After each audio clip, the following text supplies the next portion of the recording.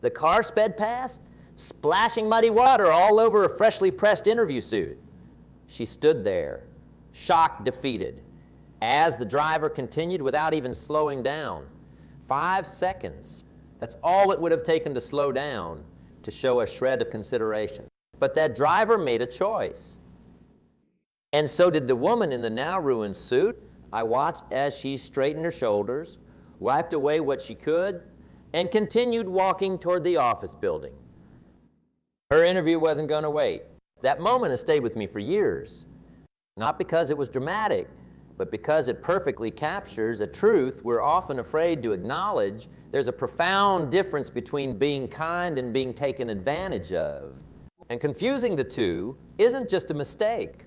It might be one of the costliest errors you'll ever make. We live in a world that constantly tells us to be kind, to turn the other cheek, to give until it hurts.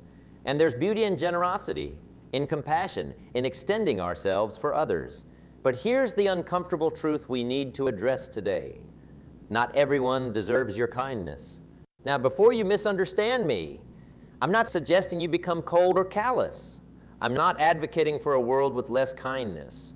I'm advocating for kindness that's directed with wisdom, extended with boundaries, and given from a place of strength rather than obligation. Your kindness is one of your most valuable resources. It represents your time, your energy, your emotional investment, and your goodwill. And like any valuable resource, it should be managed with care, not squandered on those who repeatedly show they don't value it. Think about the people in your life right now. Bring their faces to mind. For some of them, your kindness is a gift they treasure, respect, and often reciprocate. For others, your kindness is simply an expectation, something they feel entitled to, something they take without appreciation, something they might even use against you. Can you tell the difference? Because that difference determines whether your kindness is nurturing growth or enabling destruction. Let me ask you some. Have you ever had someone in your life who consistently took advantage of your good nature? Someone who seemed to have a sixth sense for exactly how much they could take from you before giving anything in return? Someone who made you feel guilty when you finally tried to establish a boundary? If you're nodding right now, you've experienced what happens when kindness is extended without wisdom. And I'm willing to bet it left you feeling not just depleted, but resentful. That resentment is your inner wisdom trying to tell you something important. This exchange isn't healthy. Healthy kindness energizes both the giver and the receiver. It creates a virtuous cycle where generosity flows naturally in multiple directions. Even when one person needs more support than they can give back, like during illness or hardship, there's still an acknowledgement, a gratitude, a desire to contribute what they can. Unhealthy kindness, on the other hand, flows in only one direction until the giver is emptied. It's based on obligation rather than choice. It comes with strings attached, expectations of receiving something in return that are rarely met. It leaves the giver feeling used rather than fulfilled. And here's what few people will tell you. Allowing someone to repeatedly take advantage of your kindness isn't noble. It's a disservice to both of you. When you allow someone to exploit your kindness without consequence, you're not teaching them about generosity. You're teaching them that they can treat people poorly and still get what they want. You're reinforcing behavior that will ultimately leave them isolated and unable to form healthy relationships. Real kindness sometimes means saying no. It sometimes means allowing natural consequences to occur. It sometimes means stepping back so others can step up. Consider how we approach parenting. When a child makes a mistake, do loving parents shield them from every consequence? Do they immediately solve every problem? Do they give in to every demand to avoid any discomfort? Of course not, because that wouldn't be kindness. It would be sabotage. Children who never face consequences grow into adults who can't function in reality. True kindness includes allowing appropriate struggles that foster growth. So why do we so often fail to apply this same wisdom to our adult relationships? I know a woman, let's call her Sarah, who had a friend who only contacted her when she needed something. For years, Sarah would drop everything to help. loaning money that was never repaid, providing emotional support during crises, rearranging her schedule at a moment's notice. Sarah realized something disturbing. She couldn't remember the last time this friend had asked about her life, offered support, or simply called to check in. The relationship consisted entirely of Sarah giving and her friend taking. When Sarah finally established a boundary, "I can't loan you money again until you've repaid what you already owe," her friend exploded with accusations. "I thought you cared about me. A real friend would help without conditions. You're being selfish." This reaction revealed everything. It showed that the friend didn't value Sarah's kindness. She expected it. She felt entitled to it. And when that entitlement was challenged, she resorted to emotional manipulation to regain the upper hand. So was it kind of Sarah to keep giving in this situation? Or was she actually enabling unhealthy patterns and teaching her friend that manipulation works? The truly kind action, the one that might actually help both of them, was setting the boundary. Now, this doesn't mean we should only be kind to those who can offer something in return. Some of the most meaningful kindness is extended to strangers we'll never see again, or to those who can never repay us in kind.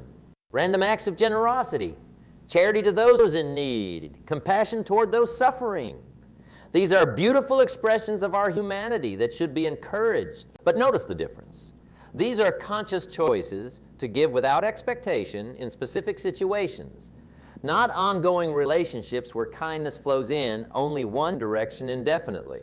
The stranger you help on the street isn't creating a pattern of exploitation. The charity you extend to those in need isn't establishing an unhealthy dynamic.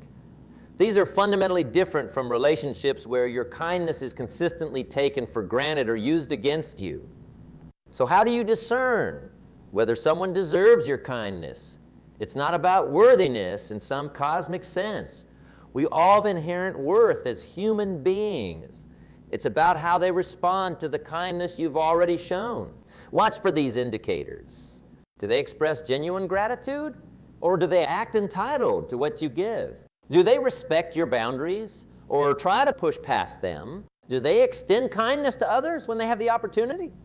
When you say no, do they accept it respectfully, or do they try to manipulate you into changing your mind? Do they remember your preferences, your needs, your circumstances, or is the relationship all about? These patterns tell you everything about how your kindness is being received and whether it's contributing to a healthy exchange or an exploitive one. And here's another truth that might feel uncomfortable. Sometimes the person taking advantage of your kindness is someone very close to you, a family member, a longtime friend, even a romantic partner. These situations are especially difficult because the relationship itself can become leverage. If you really loved me, you would do this. Let me be absolutely clear, subject to tolerate mistreatment. Love does not demand that you empty yourself to fill someone who refuses to acknowledge your needs. Love, true love, includes healthy boundaries. In fact, one of the greatest acts of love can be refusing to participate in unhealthy patterns. By saying no to exploitation, you create space for something better to emerge, both for yourself and for the other person. I want to address something important here. Some of you might be thinking, but I was taught that true kindness expects nothing in return. Isn't it selfish to think about what I'm getting back? This is a common misconception that causes tremendous harm. Kindness without expectation of specific returns is indeed beautiful. But kindness without any boundaries at all isn't sustainable. And what isn't sustainable eventually ceases to exist. Think of it this way. A river gives water constantly, but it also constantly receives. If a river only gave and never received, it would soon be empty. No longer a river but a dry riverboard. It must be replenished to continue flowing. This replenishment doesn't have to come from the same person you're giving to. It can come from other relationships, from self-care, from spiritual practices, from many sources, but it must come from somewhere, or eventually you'll have nothing left to give. And that leads me to another crucial point. You must include yourself among those deserving of kindness. So many of us find it easier to be kind to others than to ourselves. We push through exhaustion to help a friend move. We forgive others' mistakes while berating ourselves for similar errors. We put everyone else's needs before our own until we're running on fumes. This isn't noble, it's unsustainable, and ultimately, it reduces your capacity to be truly present for those who do value your kindness. Self-kindness isn't selfishness. It's stewardship. By maintaining your own well-being, you ensure that your kindness remains a renewable resource rather than a finite one. You know, on airplanes, they always instruct you to secure your own oxygen mask before helping others, even your own children. There's profound wisdom in this counterintuitive directive. If you pass out from lack of oxygen, you can't help anyone. If you deplete yourself completely through boundless giving, eventually your kindness well runs dry. I've seen too many good-hearted people reach this state of depletion, this kindness bankruptcy. They gave and gave and gave to people who took and took until one day they realized they had nothing left. No energy, no goodwill, no capacity to extend themselves even for those who truly appreciated them. What a needless tragedy. With better boundaries, they could have maintained their generosity indefinitely. Something important today. Where in your life are you giving from obligation rather than choice? Where are you extending kindness that's being exploited rather than valued? Where are you saying yes when your heart is screaming no? And more importantly, what would change if you redirected that kindness to those who would truly appreciate it, including yourself? Your answer to that question, where to direct your kindness, will transform everything. Because here's something few people taught us. Kindness is not just a moral virtue. It's also a strategic resource. When directed wisely, it creates the conditions for extraordinary growth, meaningful connections, and lasting impact. When scattered indiscriminately, it can actually enable dysfunction and prevent positive change. Let me tell you about two gardens I once observed. The first gardener watered everything equally: the vegetables, the flowers, and the weeds. He prided himself on being generous with his resources, refusing to discriminate. Everything deserves a chance to grow, he'd say. By midsummer, his garden was overrun with weeds that choked out the vegetables. The flowers struggled for sunlight. Very little of value could be harvested. The second gardener was strategic with her resources. She directed water primarily to her vegetables and flowers. She removed weeds consistently. She gave extra attention to plants that were thriving and producing. By midsummer, her garden was productive, beautiful and healthy. Both gardeners had the same amount of water, the same amount of land, the same quality of soil. The difference was entirely in how they directed their resources. Your kindness is like that water. You can spread it so thin that nothing truly flourishes, or you can direct it strategically to create abundance. Now, some might say, but people aren't plants. Everyone deserves kindness. And there's truth there. Everyone does deserve basic human dignity and respect. But not everyone deserves your premium attention, your emotional labor, your time, your trust, or your resources. Those forms of kindness must be earned through how people respond to what you've already given. Let me be very specific about what I mean. When I say not everyone deserves your kindness, because this is easily misunderstood, I don't mean you should be unkind to anyone. I don't mean you should withhold basic courtesy, respect, or compassion. What I mean is this: your highest forms of kindness, your trust, your vulnerability, your time, your emotional investment, your resources, these should be reserved for those who have demonstrated they value them. For everyone else, you can still be civil, you can still be professional, you can still be respectful, but you don't need to give them access to your inner circle, your deepest trust, or your limited resources. Think about concentric circles with you at the center.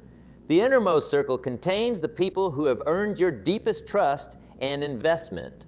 The next circle out includes people who are trustworthy but perhaps not as close. The outermost circles include acquaintances, colleagues, and strangers. Your kindness should look different at each level. The problem arises when we treat people from the outer circles as if they belong in the inner ones, extending trust, vulnerability, and resources before they've demonstrated they can be trusted with them. So many of us have been taught that this kind of discernment is somehow unkind or selfish. A truly good person, we're told, gives without distinction, trusts without evidence, and forgives without limits. This teaching has created generations of good-hearted people who are perpetually exploited, exhausted, and unable to understand why their kindness isn't producing better results. The truth is that kindness without discernment isn't actually kind to yourself or to others. It enables unhealthy behavior. It creates dependency rather than growth. It exhausts the giver while failing to truly help the receiver. I once knew a man who allowed a friend to live in his home rent-free while the friend got back on his feet.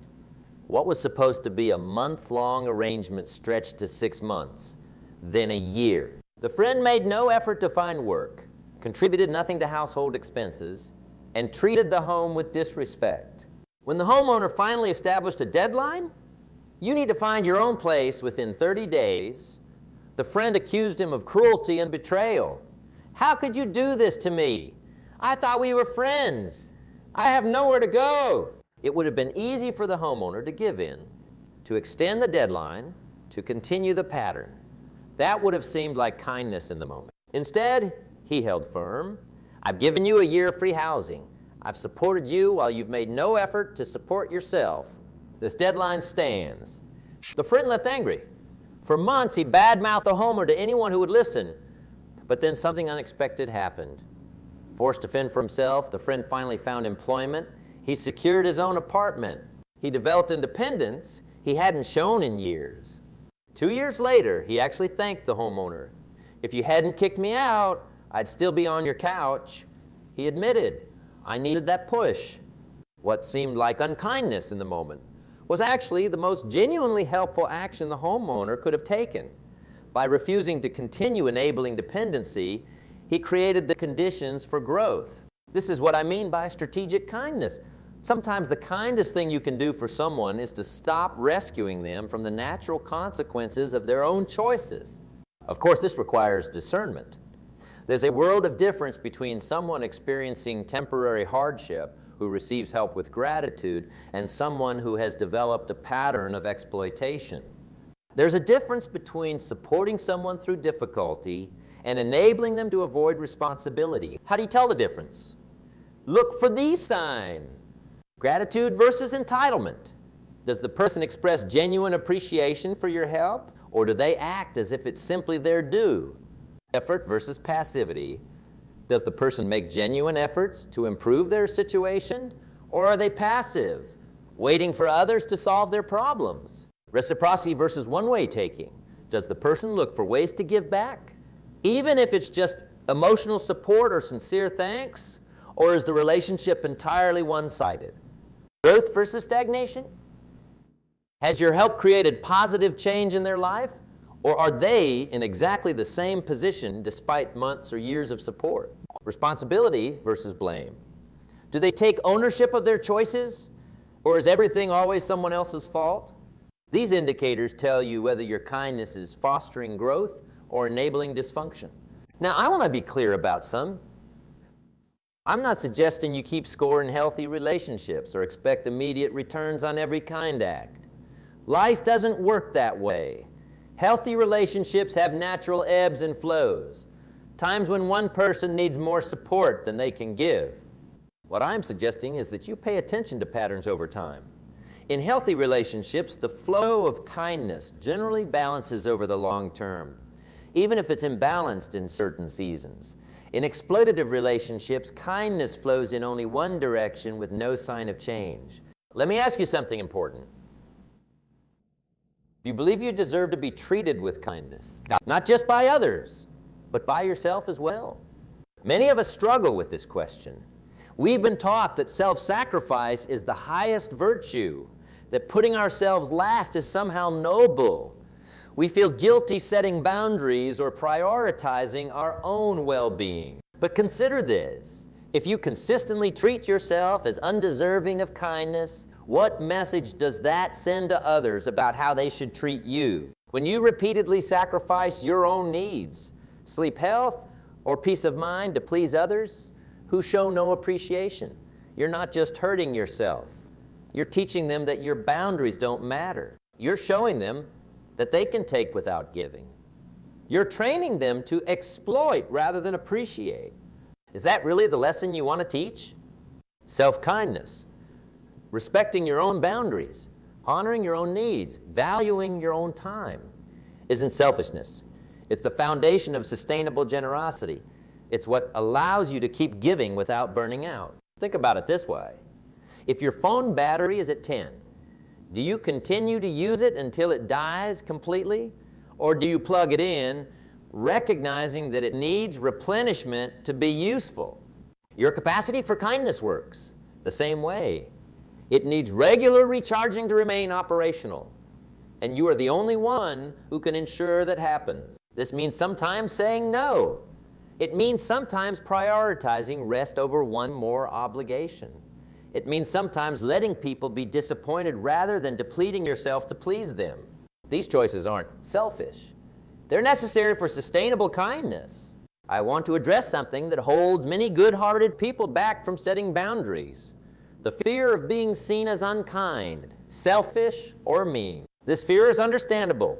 None of us wants to be viewed negatively, especially when we genuinely care about others. And the people who have become accustomed to your boundless giving will likely resist when you begin establishing limits. They might say things like, "You've changed. You don't care anymore. I thought you were a kind person. If you really cared, you would do this for me." These statements are emotional manipulation, plain and simple. They're attempts to use your good heart against you, to make you feel guilty for having perfectly reasonable boundaries. The truth is that kind people with healthy boundaries may hear these accusations from those who preferred them boundaryless, but they'll also receive profound appreciation from those who value authentic, sustainable relationships. Which feedback matters more to you? There's another cost to boundless giving that we rarely discuss: the resentment it eventually creates. When you consistently give beyond your capacity to those who don't appreciate it, resentment is the natural result. You begin to feel used rather than valued. You start to see the relationship as a drain rather than a source of mutual support. And resentment is toxic. It corrupts the very kindness you're trying to express. It turns giving into a grudging obligation rather than a joyful choice. This is why boundaries aren't just good for you. They're good for your relationships too. They prevent the buildup of resentment that would eventually poison the connection. Think about the healthiest relationships in your life. I'm willing to bet they include clear expectations, mutual respect for boundaries, and a general balance of giving and receiving over time. These elements don't diminish kindness. They create the conditions for kindness to flourish indefinitely. Now, let's talk about a specific form of misdirected kindness that causes tremendous suffering: the refusal to let people experience the natural consequences of their choices. We see this everywhere. Parents who repeatedly bail out adult children, preventing them from developing responsibility. Friends who make excuses for those who consistently behave poorly. Romantic partners who tolerate mistreatment rather than establishing clear standards. In each case, the motivation seems kind. He protects someone from pain, but this protection actually prevents growth. Think about how physical strength develops. When you lift weights, you create tiny tears in your muscle fibers. Those tears heal, and the muscle becomes stronger than before. Without that resistance, that controlled discomfort, growth cannot occur. Emotional and spiritual growth work similarly. We develop resilience, wisdom, and character through facing challenges and learning from mistakes. When well-meaning people shield us from the natural outcomes of our choices, they unknowingly stunt our growth. I once witnessed a family dynamic that perfectly illustrates this. A mother consistently made excuses for her son's irresponsibility. When he lost jobs due to tardiness, she told employers it was because of transportation issues, and when he spent his rent money on entertainment, she covered the shortfall. When he made commitments and broke them, she smoothed things over with those he'd disappointed. Her intentions were loving. She couldn't bear to see him struggle or face rejection. But her intervention prevented him from developing the skills and character he needed to function as an adult. By the time he was 30, he had no concept of keeping his word, managing money, or taking responsibility for his choices. His relationships were shallow and short-lived because he'd never learned to be trustworthy. His professional prospects were limited because he'd never developed a work ethic. The mother's kindness had effectively crippled him. What would true kindness have looked like in this situation? Allowing natural consequences from a young age while providing emotional support through the learning process? I love you too much to shield you from the results of your choices. I'll help you learn from this, but I won't prevent the lesson. That approach is harder in the moment. It requires tolerating someone else's temporary discomfort for their long-term benefit.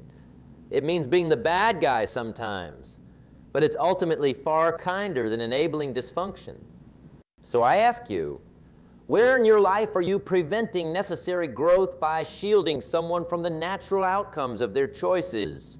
Where are you calling it kindness when it's actually fear, fear of conflict, fear of their displeasure, fear of being seen as mean? And what would change if you redefine kindness to include allowing appropriate consequences? I know this isn't easy. Setting boundaries with those who've come to expect boundless giving often feels harder than just continuing the pattern. In the short term, it usually is, but consider the long-term costs of continuing as you have been. Consider the resentment building inside you. Consider the genuine help you're withholding by enabling dependency rather than supporting growth. Consider who you're becoming in the process. It's tears of truth we don't acknowledge often enough. Giving from resentment isn't actually giving at all. It's a transaction where you trade your authentic self for someone else's approval or to avoid their displeasure. And that creates spiritual debt that comes due eventually in your health, your peace of mind, your ability to show up authentically in all your relationships. Is that really the path you want to continue walking? There's another way. You can be both kind and boundaried. You can be both generous and discerning. You can be both compassionate and clear about your limits. In fact, the people who master this balance are the ones who can sustain their kindness over a lifetime. They're the ones who don't burn out. They're the ones whose giving creates genuine positive change rather than dependency. They're the ones we all need to learn from. So how do you begin this transition from boundless giving to strategic kindness? Here are some practical steps. First, get clear on your non-negotiables, the boundaries that protect your core well-being. These might include minimum requirements for sleep, time for self-care, financial stability, or how you expect to be spoken to. These aren't preferences, they're necessities. Second, practice saying no clearly and without over-explaining. I'm not able to do that is a complete sentence. You don't owe anyone a justification for protecting your basic needs. Third, start small. Don't try to revolutionize all your relationships at once. Begin by setting boundaries in lower stakes situations and gradually work up to the more challenging ones. Fourth, expect resistance and prepare for it. When you change a pattern that others have benefited from, they will naturally push back. This doesn't mean you're doing something wrong. It means the change is real. Fifth, find support. Surround yourself with people who understand what you're doing and why. Their encouragement will sustain you when the process gets difficult. And finally, be patient with yourself. You didn't develop these patterns overnight, and you won't change them overnight either. There will be setbacks. There will be times when you slip back into old habits. That's not failure. It's part of the learning process. The key is to keep moving in the direction of kindness. That's sustainable, strategic, and genuinely helpful rather than enabling. Because here's what becomes possible when you direct your kindness wisely. You can give more generously to those who truly value it. You can maintain your giving over decades rather than burning out. You can model healthy boundaries for others who need that example. And you can create the conditions for genuine growth, both yours and theirs. Isn't that more truly kind than giving indiscriminately until there's nothing left? So where does this leave us? With a profound truth. Your kindness matters too much to waste on those who won't value it. When you direct your kindness strategically, something remarkable happens. You stop feeling depleted and start feeling energized. You stop enabling dysfunction and start fostering growth.